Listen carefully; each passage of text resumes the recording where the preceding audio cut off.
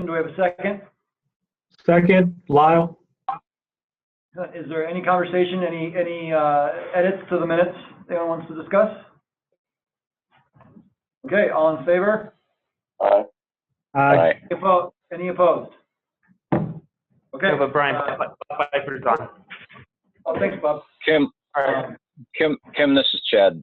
I joined a few minutes ago. I'm on too. Thanks. So if you can humor me now, since, thanks, Chad. We were not recording when Tracy spoke, and we had a couple people join. Could we just have Tracy repeat what she said? Yes, we may. Thank you. All right, so for formality, minutes are approved. So October 2016 minutes are then approved. Okay, so we'll throw it back over to Tracy to hit the rewind button and formally go from there. If you could just talk quickly about the delay in the procurement.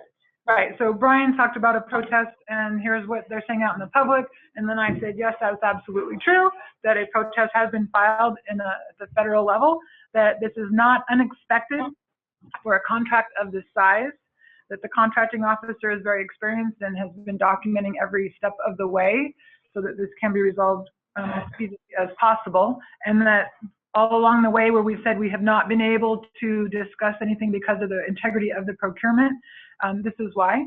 The Department of Justice is representing the FirstNet's interest or the government's interest on how that was done, so as opposed to the FirstNet attorney. And then I talked about how that does not, our goal for the outreach and working with consultation does not change, it stays the same. And those two goals for this next year are a smooth delivery of the state plan and then promoting user adoption. So that means that clearly understanding what that path to the governor is, when the plan arrives, who will review it, who will be advising the governor, and then engaging and educating those people on, all the people that are involved, engaging and educating them on that state plan process to ensure that the state plan reflects Colorado's state priorities. And I mean that from both the business factors and the public safety desires. And we've been doing that. Ed's been very aggressive and going out and talking to people, and we'll just continue that into this next year. Any questions for Tracy on that part of the update on the federal procurement? Okay. Real quick, since we're getting to state planning, Tracy, could you kind of talk through that slide, maybe that slide we just talked about, in terms of what it looks like? You're gonna, so assuming once we get to that point where an award has been finalized, what that first 90 to 100 days is going to look like post-award. And we are displaying it for those who don't see the display. I will email it to you after the call. Absolutely, Brian, thank you. So FirstNet has established a network program office. And basically you could say that, Brian, you're the single point of contact for the state of Colorado. And so you could think of me as being that single point of contact for FirstNet. And then this network program office is a single point of contact that's dealing with that partner, whoever's identified. And so as we prepare for the contract award and identifying that partner, we're putting all the processes into place so that we're ready to go at day one, where you can hit the ground running as soon as we have the authority to say, yes, this is our partner, chosen partner. And so that 100-day plan, which this is what this is just an internal working document to be that straw man. So that when we have that partner, we can say, here's what we're thinking. We're thinking, boom, contract award. We have that kickoff meeting. We know what we asked for in the RFP. We want to understand what your bid was, that what we're actually working with. And so going through up to day 90 is when we have that state portal is ready to receive the content to deliver the plans. And so not that the plans will be ready in 90 days, but that we're ready to that delivery, we can start populating it. And so as we were talking about, it'd be after that. And again, this might change based on what the partner's ideas are, but this at least gives us something to work with and gives you an idea of what we're thinking about. Excellent. And that's, I think Kim included that in the documents. No, I'll be sending it out. Yeah, okay, she'll be sending it out. So when we were in Phoenix with all the other state points of contact in November, Brian Hobson with FirstNet kind of gave us a sneak peek at kind of a layout, so to speak, of what this web portal is going to look like for the state plan. Essentially, it will be the interface that we as stakeholders in our state get to digest the FirstNet plan and review it. And so Kim will be sending out what that looks like. And like I said, think of it kind of like a website map, but it'll kind of highlight what it exactly is, the information. And actually, I did not send out the 100-day yet. I did send this. Okay. Yeah, so you should have it. So kind of take a look at that and get your thought on that. I think in terms of what we're going to be doing from our internal perspective, as soon as the new year kind of comes and we hit the ground running again, that is one of the things we're going to be focusing on, and we'll probably be reaching out to you guys, the board, individually to get your thoughts on this portal, how we make this decision. Obviously, you know, the statute states the governor shall make the decision, but I think the governor's office has been clear that they want this to be a collaborative decision, and this is why you guys exist. So we will be kind of starting to outreach to you guys and get your individual thoughts on what is the best way to go about making this decision that we're going to have what looks like in 2017. So expect some outreach on that and kind of putting that together. So I'd encourage you to kind of look at that handout that Kim sent to everyone, and just kind of put your thoughts around that. What information you need, who should look at it, you know, how we go about making the process. Is it a formal consensus among this group, or is it individual organizations, that kind of thing? So just kind of think through that as you're looking through that. Tracy, do you know? Yeah, absolutely right, Brian. The 9 days is going to go by fast. So this year is getting ready to know what you're going to look for in the plan, and then who will be looking at it. If I could just touch real briefly on this portal site and to explain what it is that we're looking at. Again, this is just the vision. We don't have that partner to see what they're thinking, but what was presented to all the spots in Phoenix was this, and that is that it'll be like a web page. This plan for Colorado is like a web page with 5 categories, or broad categories, which is the first one being, or 3 of those 5 are standard for all the states, and that is the background of FirstNet. If there's somebody that we missed, that hopefully we didn't, that doesn't know what FirstNet is and what this process is, this part just gives that background and the introduction.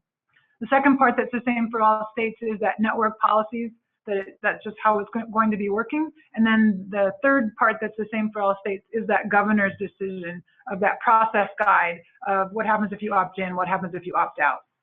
The 2 sections that are customized for Colorado are the consultation overview, that second tier, and then the RAN deployment.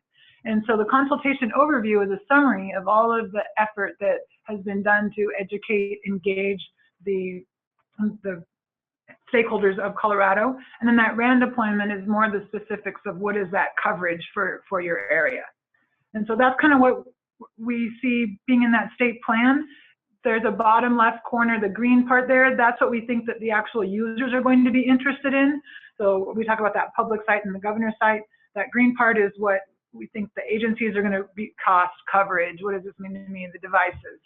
So that's kind of an overview. We also put this plan together with thinking about who are the people, the personas that will be looking at this, because we know that a tech person will have a different viewpoint, be looking for different elements in the plan than the budget guy.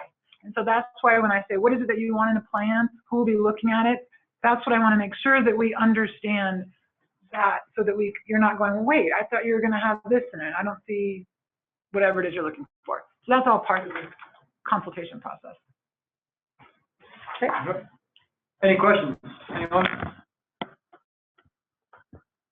And just a kind of final thought on that, we are working with Signals Analytics, our consultants who've been working with us, you know, for a while now, to put together, focusing on the technical aspects, kind of a decision matrix and, you know, a template that would help us really analyze the state plan from a very, as I mentioned, a very quantitative, technical, tangible perspective, looking at taking a solid look at the coverage, at the capacity, at those types of things, as well as some of the business case scenarios. So they're really going to focus on, think of it as metrics.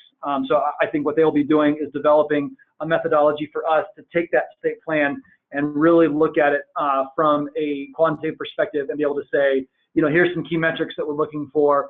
You know, it hits this metric, it doesn't hit this metric. It's this, you know, that kind of thing to move forward. So again, that will be in the first part of the year.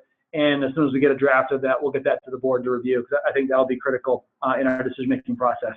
And just a final, to tie this point up, for those of you on the board, this next year is going to be a big year. And so we would request that, kind of think through that. And we are going to probably be asking for more of your time. And there's going to be some very critical things that we're going to need to do. And some of them might have to be turned around pretty quickly. So just be prepared for that. This 2016 was kind of, we didn't have a whole lot of big things to do, and decisions to make, but 2017 is going to be very different. So this is kind of, 2017 is going to be kind of why we put this whole thing together. So definitely going to need your help. Hey, Brian. Yes. This is Chad. Sorry, I was muted when you asked if there was any questions. Just clarify, this FirstNet value proposition specifically, and I guess that whole chart, is that specific to the state plan that comes down from FirstNet on high, or is that for our opt-out plan, or are there two separate ones, or does this include both of those options? I would say both, Sheriff. I think so. FirstNet, that is one of the things FirstNet has talked a lot about, is their value proposition, and that is what they will present. Kind of, I would think that's kind of their overarching argument for the opt-in. They'll present their plan and say this is kind of the overarching value proposition as to why we should opt into the plan. What we want to do with that signals effort is to have the tangible technical analysis, and then what we need from you guys is to put together kind of the more business, intangible things, elements to look at, and then to judge that state plan on. And then as we go through our alternative plan process, I would think we would run any alternative plan through that same lens, so to speak.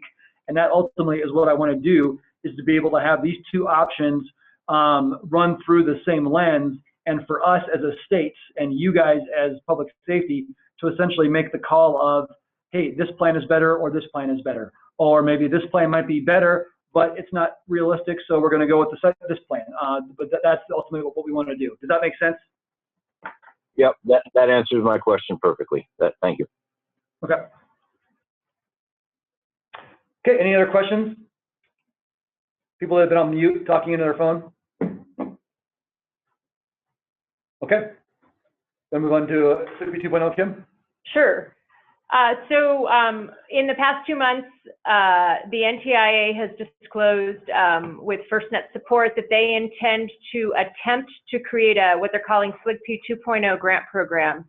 And what that looks like essentially is they are asking states to look at how much money the states could deobligate in the first quarter of 2017. That would go back into a pool that would create the secondary grant program, because although the money ends for all of the states between December and February of 2017, February of 2018, NTIA can actually use the funds for their purpose through 2022. And one of the complaints, or one of the bits of feedback they've heard from the states, is that that's great, the state plan hits the ground late 2017, and then there's no program sustainment to promote user adoption, to continue to educate agencies about FirstNet as the network is deployed through the country. So what they've asked states to do is go back and identify any monies that some states would be able to kick back. In Colorado, we've identified about 10% of our $2.5 million.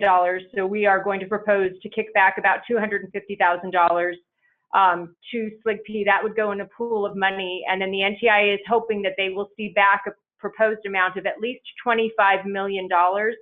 Right now, they estimate the amount of money that would not be spent at the end of the grant program is potentially upwards of $45 million, but they're hopeful that if they can get states committed now to turning back $25 million, that will allow them to sustain SIGB for likely up to 2 years. So that would be through 2019 at about $350,000 per year per state. It would still have a grant match requirement of 20%, which we've largely been able to do through soft match, and then through match from the state for my salary, since I'm no longer funded through the grant. So from Colorado's perspective, we aren't sure that match would continue to be a problem. But the only caveat to this is this money is only available for states that opt in. If a state opts out, then SIGB 2.0 would not be available. So I will include the documents that the NTIA shared at the SPOC meeting in November, and they also shared a little bit about the SAP, or State Alternative Plan Program, and I will share those slides with you so you can look at them at your leisure or if you're interested. We don't know a lot about either program yet, which is why we haven't kind of done a full debrief on either one for you, but we hope to learn more in early 2017. The NTIA has said that if they don't get a commitment to turn that money back from states in the first quarter, they're not sure that they could make that grant program available in 2018 because it would take them a year to get it approved, basically. So we'll keep you all posted. Essentially, the takeaway from this is that if the state were to opt in, there is potentially grant funding to support education and outreach for 1 to 2 years. Okay. State assumed brand planning update.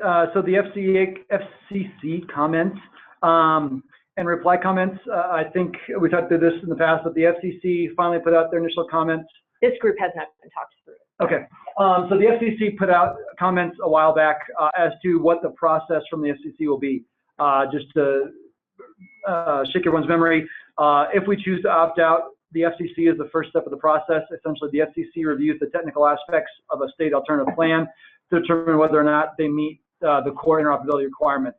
The next step is the NTIA, and then finally FirstNet.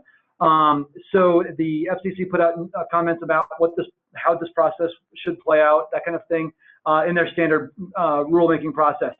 In general, I think we were much more pleased with the FCC's perspective than we were the NTIA's perspective. The FCC seems to be taking the stance that they are here to be a technical arbitrator and basically look at the technical aspects and make a go or no go call, which I think most everyone agrees with. That is the role the FCC should play. There was a few issues in terms of timing we looked at, whether or not, one of the issues was whether or not we have kind of a second bite of the apple, whether, usually with the FCC, you kind of go to iterative, you submit something, they kind of say, that's not quite perfect, fix this, and then you're able to go back and forth. So, there was some perspective about whether this should be a one-time shot or whether we should get a chance to modify our plan based on feedback. And obviously, we are big fans of being able to provide feedback. So in general, we're pleased. We submitted comments. We then submitted reply comments as part of the FCC. They submit comments, people respond to that, and then there's a window where you can respond to someone else's responses. We submitted reply comments as well. We contradicted we disagreed with FirstNet on some things in terms of timing, that issue of, you get one shot and you're out and some of those things. So we kind of voiced our concern and disagreement with FirstNet on that. We also supported several states, Nevada, Alabama, Florida, I think were the 3 states that we said that those 3 had very similar comments to what we did in general. So we basically just said we support those guys. So that is with the FCC now, and we're waiting. This area is one of the areas, along with the NTIA, that the federal election could have significant impact on. Because this is an ongoing process, the FCC basically has stated that they are not going to do any official business until the new administration is in place and there's kind of a new FCC commission. The FCC chair just announced today he will be stepping down on inauguration day, which will leave the commission with only 3 of the 5 commissioners. So I don't know how much business they're going to be willing to do, knowing they only have 3/5 of the standard commission. So this is an area that could potentially be impacted by that. We'll keep you posted on that. And by the way, those comments were basically written by Ken Feldman. Just to recall, Ken Feldman of Kissinger and Feldman is now a special attorney general to the state and is able to do that legal work. Any questions on that? This is Paula. Just a comment. I am glad that you added the comments about APCO and their beliefs on where FirstNet should go. I'm just kind of frustrated with that group lately and just specifically recently with their comments. So I was glad to see that in there. Yeah, thanks, Paul, for pointing that out. And I think I'll kind of talk through that just in case any of you guys get pushback. So APCO posted comments that basically stated states shouldn't even have the right to opt out. basically, is what they were saying, and that why would a state even think about opting out, and no state should opt out. And we took offense to that, and so we did add a comment to the FCC that basically stated APCO does not speak for individual states. They are a national interest group, and they have no right to speak on behalf of any specific state. So it was kind of harshly worded, but as Paula mentioned, I was kind of put off by that position. So just so everyone's aware, you know, if you're at an APCO event or you're talking to someone at a national level, we did make those comments, and we're kind of harsh and critical, but I felt it was appropriate. So, okay. Next NTIA notice. Oh. I was just going to say that's very disappointing that they took that stance. Yeah, you know, APCO's, I think as Paul mentioned, I've been very, very disappointed in APCO in general. And that's APCO national. We want yeah. State, not Colorado State APCO. Carol. Yes, absolutely. Yes, yeah, no, I think, and that, to me, that's where the disconnect is. I think APCO state level is doing a very good job at trying to basically bring in the ground level people that are actually doing work and getting them together to talk about issues. APCO national seems to basically be about 5 or 6 people that live in DC and essentially assume they speak for all the states and all the first responders. So yeah, it's not just FirstNet. I think it's in general. I think APCO, there's a very big disconnect between national APCO and those of us on the ground actually trying to make things happen. Oh, quick question, since they're going to be in Denver in August, I wonder if it's kind of ironic, but perhaps they'll like to meet with us. We could all show up and ask some questions of APCO. No, I think, Paula, that would be, you know, and I don't know how much you or Daryl or anyone else that's involved with that, but to me, that would be a very, very valuable conversation to have. I don't know if that's something that they want to have in the open, you know, but maybe, and I don't think we're the only state that thinks that. So, I mean, that as you talk with the national folks, I think that would be a very valuable conversation to sit down and have and say, look, you know, you're representing us, not the other way around, and kind of talk through some of those issues. Yeah. I'll keep my ears open. This is Daryl. I would be happy to reach out to them to try to set up a meeting during the National APCO event, if you'd like. Yeah, sure. I think, you know, what I could do is kind of, you know, talk to some other states. Like I said, I know some other states have similar feelings. So I could kind of try to get a vibe. And when we sit down with them, you know, that it won't be just us, you know, harping about Colorado, that there's, and most of them are Western states, right, that, you know, kind of have that same feeling. Okay, I'll coordinate with you on that. Yep, sounds good, Daryl. Briefly, just so when we met with the NTIA a month ago, they also stated that they expect another notice around the NTIA's role in the opt-out process to come out. However, it was undetermined how the new administration would impact how that'll work. But we are watching for it. We get hits when anything's posted in the Federal Register. So as soon as we see it, we'll share it with all of you, and then we'll work internally to determine how and if we should provide comments. Brian has to go, so I'm going to just keep going. On the working groups, the groups have been meeting about once a month. We've just been providing them kind of the basic updates that all of you have been given today, and so as we've told these groups, we really expect them to have a lot more work coming in 2017, as we expect for all of you as well. And then the next item, RFI responses summary. Let me quickly share that document. So if you all recall, Signals Analytics, they helped us draft the RFI, and then they actually reviewed the RFI responses and helped us create a summary that's been anonymized, and we've shared that with all of you, and we've actually shared it with some other states as well. But basically, all it does here is it shows you of the 11 responses kind of where they fall out, where they answered questions at. As a reminder, we wrote the RFI to really allow any responder to answer one question or all of the questions based on their area of expertise. The other piece that kind of is displayed in graph form here is the areas of interest of the various responses. And then there's the second graph is actually kind of clarifying that, where some indicated they had a national footprint. It was not a national footprint as a national mobile operator. actually didn't have any national mobile operators, the big four, respond to our RFI, but we did have regional folks. So the bulk of the document then is looking at the question, then providing you just a very high-level summary of some of the themes of the answers. Again, we were not able to specifically state who responded to the RFI, because that is, when we release the RFI, we are now officially in an alternative plan procurement until we make a decision about opt-in or opt-out. So that's why that information is protected. It is available to any of you. Some of you have signed an NDA. If you still have an interest, we can have you sign an NDA to see the responses, or we have shared it with a few other states under NDA as well. So, and in the meantime, California has published an RFI, and the RFI is quite similar to ours. We're hoping they might be able to share some of their responses when they get them too. Any questions on the FirstNet update? Okay, then I'm going to turn it over to Ed to do the outreach and education. I'll try and keep it short and sweet. Let's see, completed scheduled activities. So we'll start with that. One of the reasons why we didn't have our last meeting was we were all, not only our team, but Tracy was there as well, and we had a great contingent from FirstNet Technical Office.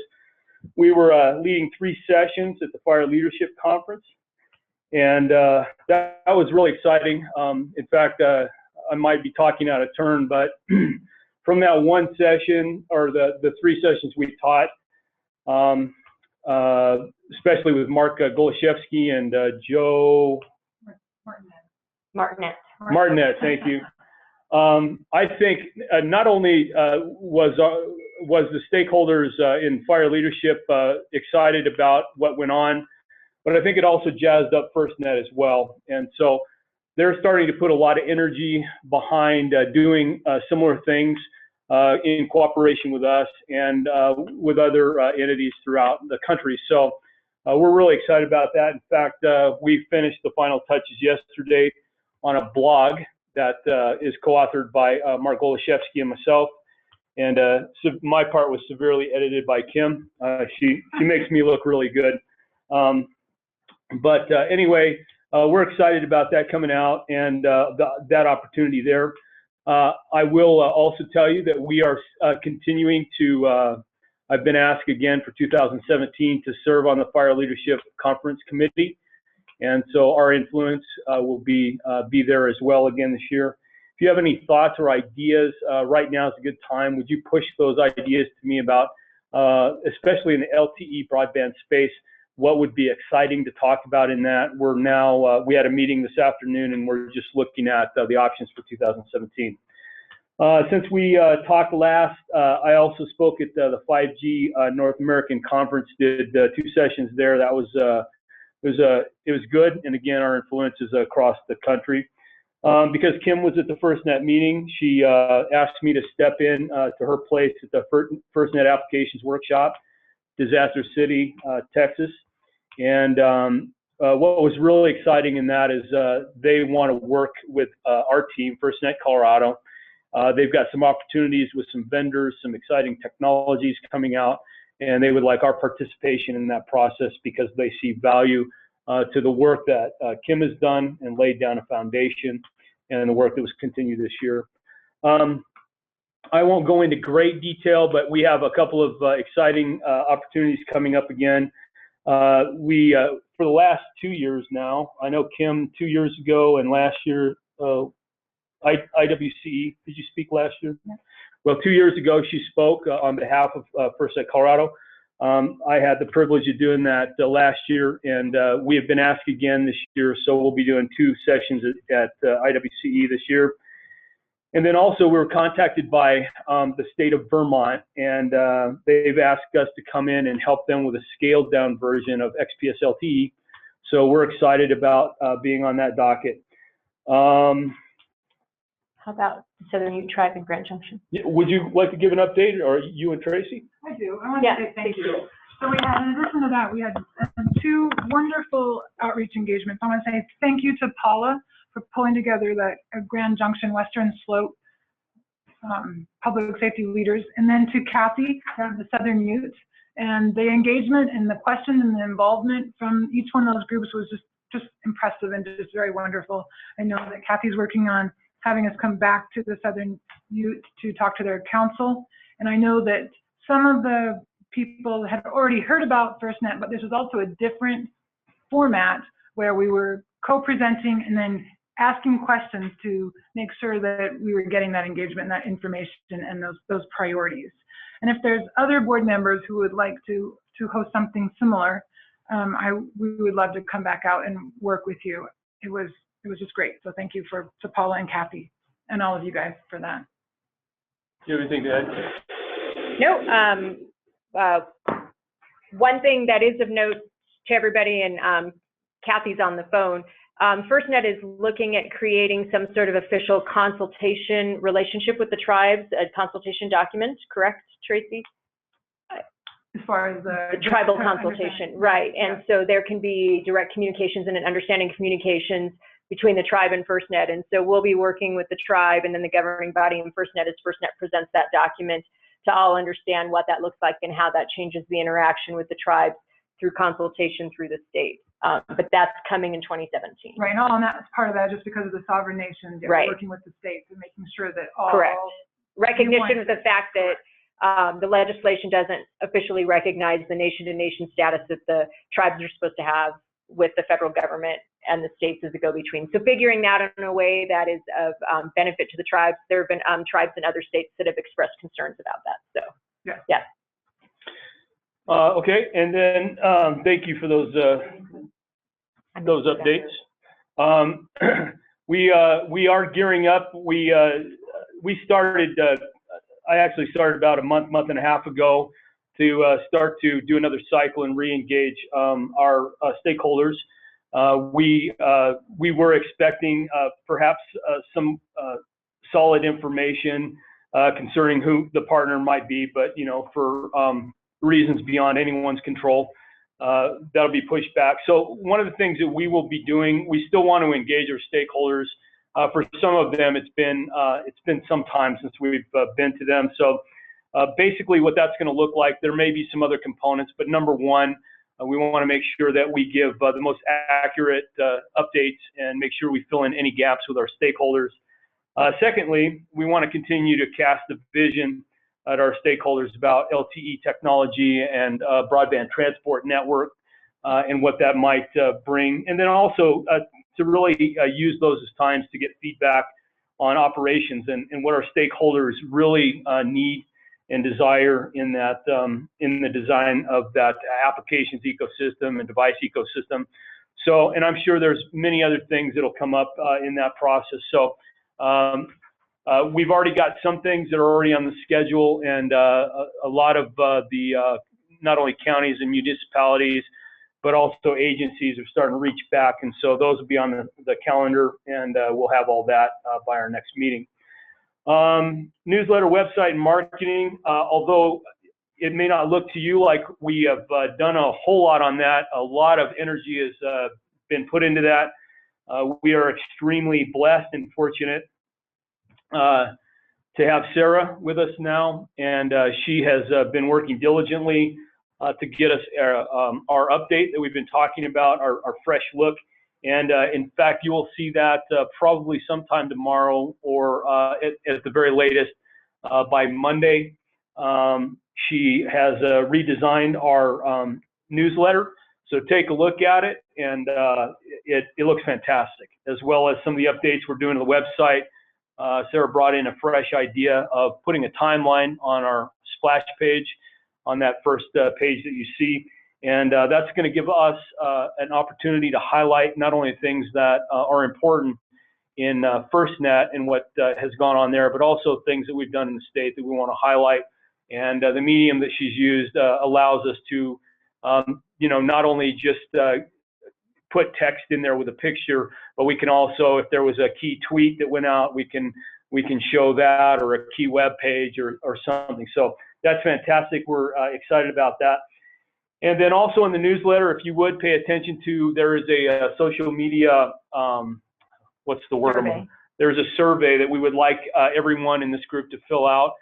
Basically, we're trying to get a finger on the pulse and find out how do you consume information? How would you like to consume information so that we can hit all points? We know that people do it in different ways. Some like Twitter, some like Facebook, some like me, old school, like newsletters and print. So let us know what you think, and we would love to get that feedback. So a lot of exciting things. The only other thing I want to bring up, I could go on forever, but we won't bore you. We finally have up and running our intro to public safety broadband and FirstNet. A lot of time, effort, money has gone into this. And we know for you and your understanding, you're well beyond the information that's presented in there. But I would ask, as Brian said earlier, he said that there's going to be some things for you to do in the future. And I know that's going to heat up as time goes on. But one of your first assignments, if you would be so gracious, would you please go in and take that training? It probably won't take you more than 15 to 30 minutes, but we would like you to go in there so that you can generate an excitement and let other people know about it. There are CEUs. You get a 0.5 CEU or half credit for anybody that takes it. And so right now, those people, your firefighters, your police, your dispatchers, and EMS folks, if they need any credit, this will be a good chance for us to get a wider exposure to people that are maybe on the line. And Kim, do you have anything to say about the portal? Yeah, so it was actually based on the state of Texas. We took it and tweaked it and branded it for Colorado and then updated it a little bit. As Ed said, it really should take your people 20 to 30 minutes at the most. It's really meant to focus to the line level employee who in your agencies or agencies that you know, that it's a quick way to give them an introduction to what's coming in terms of technology in the network, and it doesn't take up time. It can be done on demand. It's on the CDPHE Co-Train website, which many of your agency employees already have access to. And as Ed mentioned, you can take it for a 0.5 CEU, or you can take it as a no credit offering. And if it's no credit, there's no test at the end, which should really make people happy. We are offering two kind of just downloads on the training in January, so people understand why we created it, what it's out there for. But if you have no interest in taking it, but you are a manager and want your people to take it, now's your opportunity. So we'd ask that you'd use and abuse the training module as a way to get your people informed about what's coming as well. Yeah, let's see if we can bring down co-train by so many people in there. And again, this is one of the iterations that we discussed in the beginning, is that, you know, we really need to get the decision makers involved in this process. But all along, the plan has been that we want anybody that is in the ecosystem of EMS or fire or police or emergency management. We want them to know what's coming. That's just, you know, none of us are as smart, or I was going to quote, but kind of messed that up. But anyway, you know, the bottom line is that we want everybody from, you know, the captain or the colonel all the way down to somebody that's just a rookie. We want them to know, and so this is just a great way for us to do that. So thank you, and I look forward to next meeting when you tell me that you've already completed your training. So thank you very much. I'm finished. Hey, Ed, where's that survey? I missed where you said we could find it. Oh, yeah, I'm sorry. I was not clear on that. It'll be in the newsletter, which will come out probably tomorrow. I have our final edits from communications. So once we go in and make those edits, we'll send that out. So look for our newsletter in your email box either tomorrow or Monday. Will the link to this training be in there too? Yes. Yes. Okay, perfect. Thanks for bringing that up. All right. So quickly, is Joel or Bill on the line for AdCom? Okay. So the only update I have about AdCom is that it's our understanding that the state of New Mexico has or will be disconnecting their core from the AdCom core. They have achieved the KLCs that were required for the early builder program, and then there's a cost issue for New Mexico to maintain connectivity there. So that was my understanding, but we'll verify that. It doesn't impact AdCom's operations. The connectivity was actually created, again, more for the benefit of FirstNet. So legal issues, we don't really have anything new on those topics. While we're waiting for other regulatory notices to be provided, Feldman and Kissinger is doing just the review of the legislation of all of the legal interpretations within the context of Colorado's Constitution and state statutes. So on to old and new business. Can I actually, Chad, call on you to share about the ribbon cutting for the FirstNet Innovation and Test Lab? Sure. What angle would you like me to respond with? Whatever angle you like. So I guess a couple things. I did go and it was kind of held in the back of the warehouse where the new technology lab is, and it was it was useful in that there was interesting and maybe some comforting information for me personally about what they were actually looking at doing and how they were looking at new technology potentially. The reason why I hesitate there a little bit is I actually found on the floor what appeared to be a briefing, so to speak, for those that were present, that were on the FirstNet board, the national board, and it wasn't there wasn't anything earth-shattering in there, but it did seem that there were headshots and very short bios about some of the people that may be there, and this was a piece of paper that was it was not handed out to everyone who walked in the door. It was pretty obvious that it was just for a couple of people to have, and someone just left it laying around, and I happened to see my mug on it and pick it up and see what the heck that was doing there. And interestingly, what it said basically was that that it identified some people that potentially could be used as leverage in the event the state decided to really consider opting out. And you know, in the big scheme of things, I don't know that should be any huge surprise that the big FirstNet, the FirstNet National, is very interested in our participation and not us opting out, but this was just one of those tangible pieces of evidence that suggested, yeah, they're not kind of interested in that. They're actively looking to make sure that we don't opt out as a state. And I appreciate that, I guess, and I guess at the same time, you know, I think it's important for us all to be aware of that. At least those of us that are sitting on the governance board, and for Brian and Kim and Ed, I think it's important for them to know that as well. And past that, some of the stuff that they were talking about at the lab was pretty exciting stuff for them. I mean, they're talking about developing or helping to develop or organizing a way to develop a whole app store, basically. So they have some interest in the development of some FirstNet specific apps for smartphones. But then in addition to that, they're open to basically accepting recommendations from first responders around the country about what else should be added in there.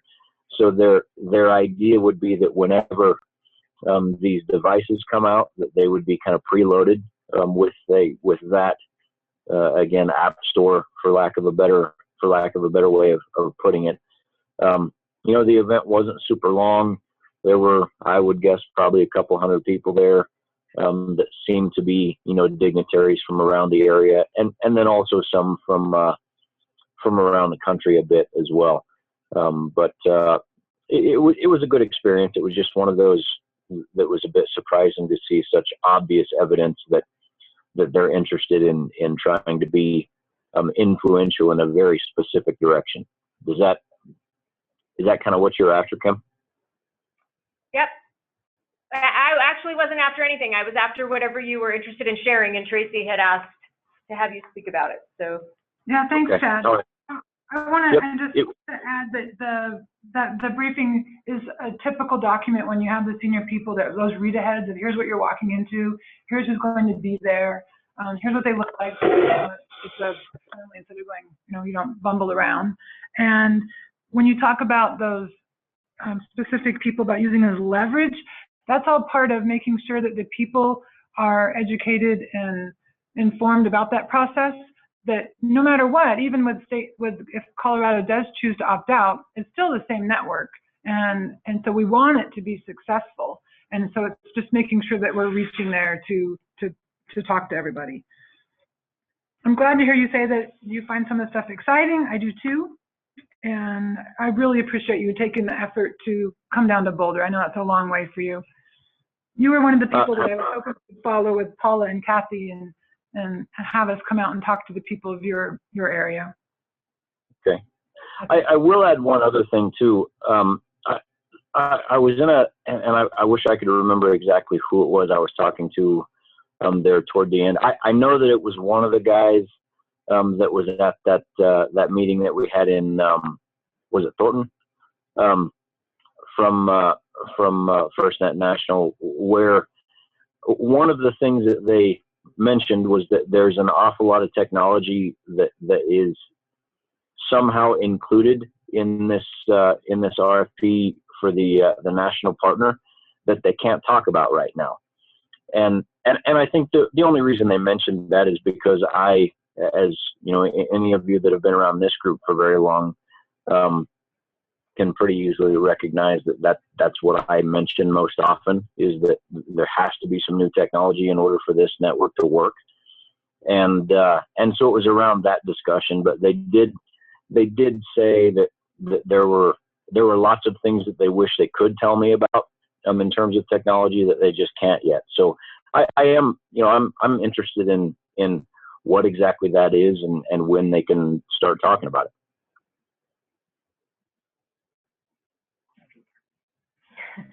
Tracy says after the partner. Sure, I'm sure. Yeah. I don't. I didn't think there was anything nefarious by any means going on there. It was just interesting to be to see one of those briefings that talked very specifically about influence. Were you one of them? He was the one. No, yeah. Were you one of the ones that was influenced? I'm teasing. Congratulations. Oh, okay. Any questions or comments for Chad? I don't want to, if anybody wants to have more discussion about that, I don't want to stop that. Okay. The only other, does anybody have any other old business that I'm not recalling? Then quickly on new business, I do just want to put out there, so IWCE, which is the International Wireless Communications Expo in Las Vegas, is held usually the last week of March, and so in 2017 it will be March 27th, and that tends to be not only about land mobile radio, public safety communications, but it's become the largest conference about FirstNet. And fingers crossed, if there's a partner announced by that point, then we anticipate that could be a really informative time for you as governing body members to learn, to talk with other states, to talk with industry. We do have funds in our grants, so I would like to throw that out to you there. We would like to send as large a contingent from Colorado as has interest. So I will just include that date when I send the link to the recording of this. And the conference, they do some learning days Monday and Tuesday, but the bulk of the conference is Wednesday, Thursday, and Friday morning. So please keep that in the back of your mind if you have any interest in attending that. I think there could be real value in the year that will matter, will likely be 2017. Just a reminder that we will have those webinars on January 17th, and then the agenda is wrong. It's actually January 26th, but that's also on the website link we've provided to you. I've given you the attached documents, and I just want to open it up for any other questions or general discussion before we end the call. Okay, then our next meeting is January 19th at 2:30 p.m. And I will send out the link to this recording shortly after with a few of the documents that we didn't have at the time. And we thank you all for your time again and wish you a really happy holiday and a prosperous new year. And we look forward to getting a lot of work done in 2017. Thank you. Thank you. Thank you. Sounds good. Thank you. Thanks, everybody. Happy holiday. Thank you. Thanks.